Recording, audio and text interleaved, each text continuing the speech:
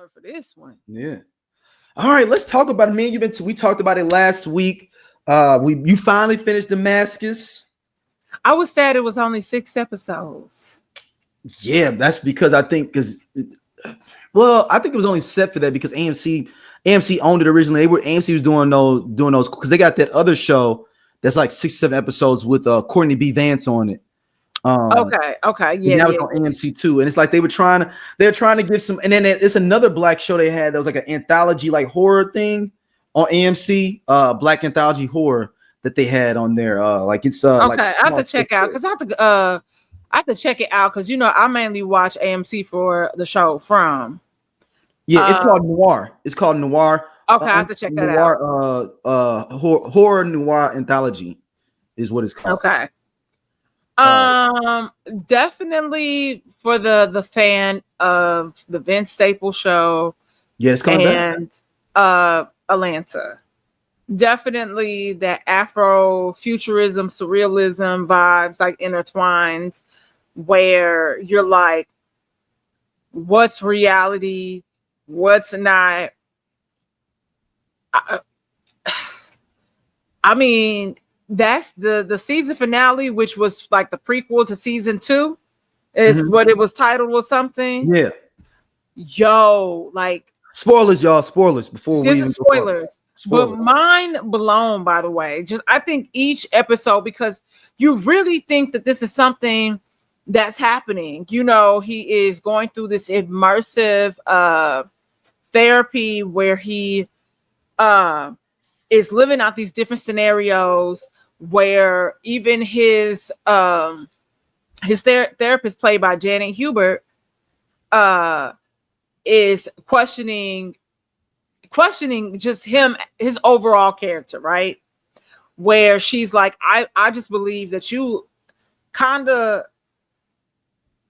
are a little narcissistic. You lack accountability. You have no self-awareness of what you're doing and how it impacts people. And I think you're using this as a form of escapism instead of confronting what the situation is head on. And so his reasoning for a lot of his problems, and like at least in these recent years, is because his mother died on Thanksgiving. And so he is trying to, I guess, move forward with his life. We're going to say that he wants to move forward. He wants something new. Life is redundant for him.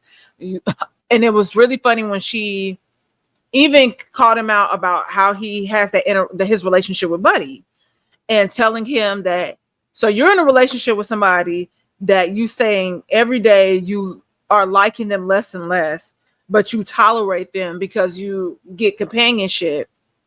You're a fuckboy. And so that was kind of funny to hear her, see her say that.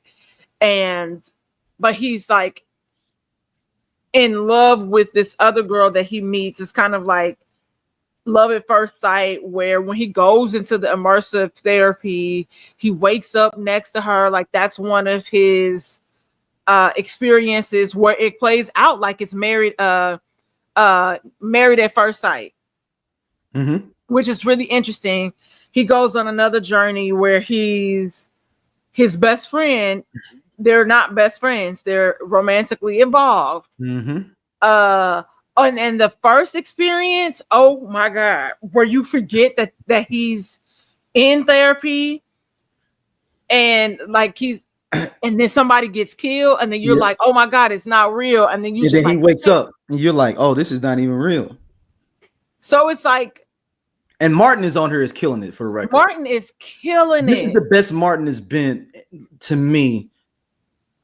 I mean, we get Martin, we get Lynn Whitfield. Yeah. You get Janet Hubert.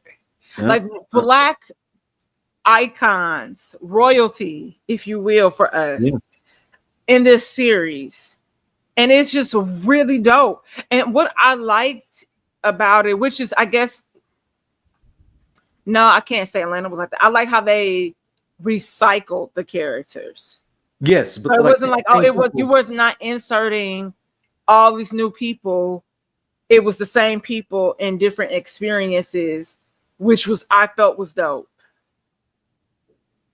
But I mean, I just don't want to tell too much. But No, let's talk about. We can talk about it a little bit now. Yeah, no, it's well, do you definitely. think? I mean, spoilers, y'all. Spoilers. We won't dive too deep into it. But do you think he's in a dream? I mean, do you think he's still in it, or do you think that this is where we end the series at with him being in the mental institution where he is really that real? Is that real, or is he doubly? Is he in some Inception shit where he's doubled up? And that's the thing. That's what I was feeling, because the moment for me, I feel like he's stuck in the dream, because you see his body react like he's still in the original therapist's office, and where it's like he's having this reaction, but then you see him go and dream within that dream. And I was like, oh shit, like if that's going to be a problem, like I knew. So part of me feels like, I feel like he might be stuck. But then it's crazy how, like you said, it comes across like, okay, he wakes up, he's in this institution. They said he had been in this coma for XYZ amount of years, but then it's like not really sure. I wasn't really fully sure how he was in the coma. Like they never said, oh, it wasn't like you had like this blunt force trauma or something happened to be here. And then you also see that because in the first episode where he goes into the immersive therapy, he has this sister, air quotes, but then he has this sister in real life. So you like, dang, what is what? Which takes us back to the series finale of Atlanta. And we're like, shit, was all of this a dream that, like, you know, his homeboy had? Like, was this really real? I don't know. I mean, I'm kind of struggling. I think he might be stuck based on his journal entries. And he, you know, they kept calling him Damascus. And he was like, but my name is Damascus. So like, he really could be where he created this alter ego. Because like the mom is really dead. The sister's there. Chopped up in different things, but then in his other world, his sister doesn't exist. Yeah, but then in this world, she exists and is pregnant. Mm-hmm. So and now he knew about it. And he knew about it. He knew about it, and the boyfriend that we see get killed, though he didn't get killed. I mean, it's a total mind fuck. It really is. I don't know, but I hope. Who we gotta call at Tubi to get another season? They got it now, so I don't know, but they got him now. I mean, they got him. So I'm hoping that everybody goes and checks it out. I've been telling people about it. My homeboy said he came across it at his hotel while he was here the other day, so he saw the first episode. So that's good, but I'm hoping that this gets more traction. Yeah, they shelved this too, though. That's the crazy thing. I cannot believe they shelved this. But like we said last week, it doesn't really seem like their audience, but I can see what they're trying to do and bringing more people over to watch, to subscribe to AMC. Yeah. Because AMC they got a lot of, I mean, AMC would need those subscribers. I mean, I'm seeing more and more people talk about Damascus more and more. Like it's starting to pick up a little bit of traction. Let me look. But it's a phenomenally Afro-fusion fusion show. Afro-futurism, I'm sorry, show. It's freaking good, man. Like it's good. It's good because if you think about the complexities of all the different things he's going through, each one of them I think is a different part of his psychosis and issues within him. Now, if it comes out that the thing is that why, I guess the question is that if he is in an Inception thing, a double Inception where he went to one and then went into another one, why can't he get out? is my question. I mean, it's the same thing how it is in Inception. You kind of, you get sucked. Because remember when we were testing about, I said, yo, I've had that experience where I have like had a dream within a dream, and it's the most chaotic experience that you have. Like you wake up, you don't feel good. Yeah, because you've been fighting to get out the dreams, basically. Yeah. So somebody even said, this is from Real Talker, and this was on 8/6. I had no hard plans to continue to continue Damascus after watching the first 2 episodes because I didn't think they were very good, but the rest of it kind of hooked me. I was curious to see how this sci-fi that deals with black male mental health awareness and self-actualization would unfold. I still don't think it's great, but I find the journey intriguing. Plus, the behind-the-scenes talent is staggering. So, yeah, I don't know. Like, it's really good. It's just like I don't know. Somebody also said they couldn't get it to that first episode. Pulled me in. Hello? I know I was in when he had when he called him and he was like I know I ain't talked to you in a while or whatever. He was like, nigga, I've been wanting to do some fuck shit. Right. That's what I was like. I mean, we all have like little moments where it's like, like they say, I want to do hood rat shit with my friends. Yeah. And so someone said Damascus on Tubi is a wild ride, so perfectly unpredictable. May the gods of TV shows grant us a second season. So I mean, it's getting really rave reviews, and so I'm just like, somebody said, I was waiting for the next episode, and that was the end. If y'all don't come on, so I can see where Damascus is. Damascus. Mm-hmm. I mean, it's just, but also like outside of the mental health aspect of things, which I love that they centered this series around, because you know it comes up so much. It also gives us, you see how people handle or lack thereof when it comes to grief, especially through the male gaze, like the male eyes or whatever, right? Because whereas for women, it's completely normal for us to be, just be emotional in general. We get a pass for that. It's like, you're a woman, where men, y'all are taught to suppress that. And then you're seeing how him suppressing his grief has really made him come undone, and he's out of control. He, you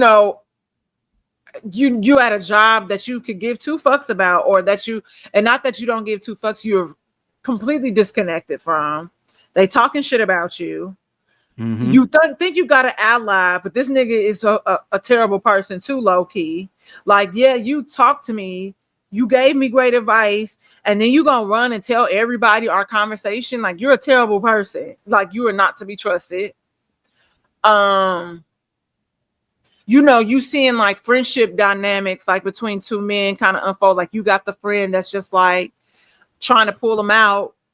Hey, we got Thanksgiving at our house. You got to come over, blah, blah, blah, blah, blah. Like, really trying to show up and be there for him.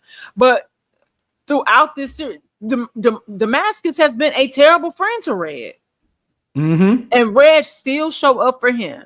And Red is he's been a horrible boyfriend to what's the shorty's name?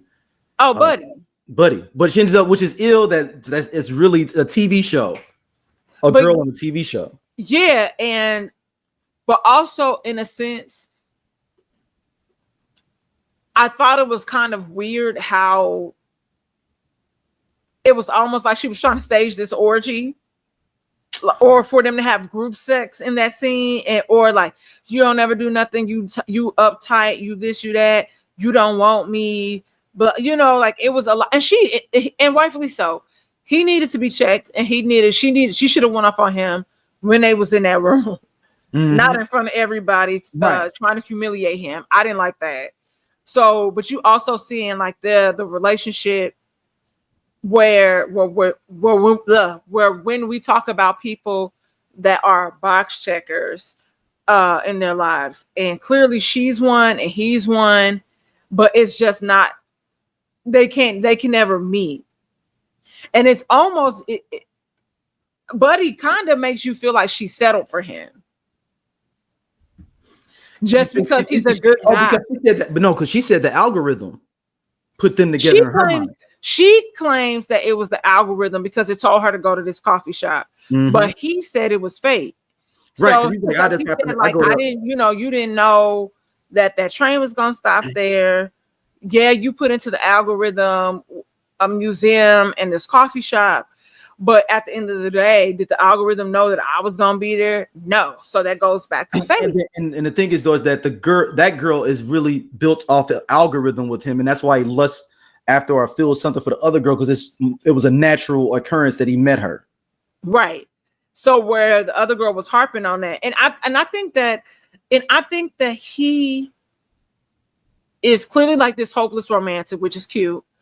But where the other girl is more structured when it comes to life.